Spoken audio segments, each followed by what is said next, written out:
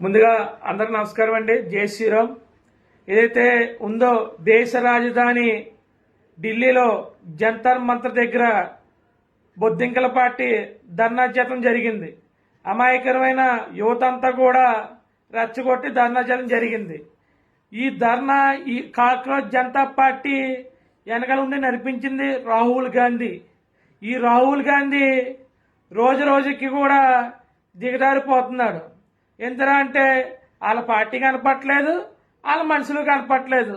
కాంగ్రెస్ అన్న party care of address లేని party, ఎక్కడా కూడా అడ్రస్ ఉండలేదని ఇలా యువతనంతా కూడా రెచ్చగొట్టి ఇలా రోడ్డు మీద తీసుకొచ్చి పేపర్ లీక్ అయిందని పేపర్ లీక్ అయితే పేపర్ ఎవరైతే లీక్ చేశారో వాళ్ళని చట్టపరమైన చర్యలు తీసుకోవడం జరిగింది.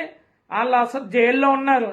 కానీ ఈ రాహుల్ గాంధీ ఎవరైతే ఉన్నారో ఇదంతా కూడా తప్పుడు మార్గంలో తీసుకెళ్తున్నారు. రాహుల్ గాంధీ ఏదైతే దేశ ప్రధాని ఇంటి ముందు గేటు దగ్గర వెళ్ళి ధర్నా చేయడం జరిగింది. అది కూడా తీవ్రంగా ఖండిస్తున్నాం. ఇలాగా యువతని తప్పుడు దారిలో ఈ బొద్దింకల పార్టీ ఎన్ని రోజులు తీసుకెళ్లేరు.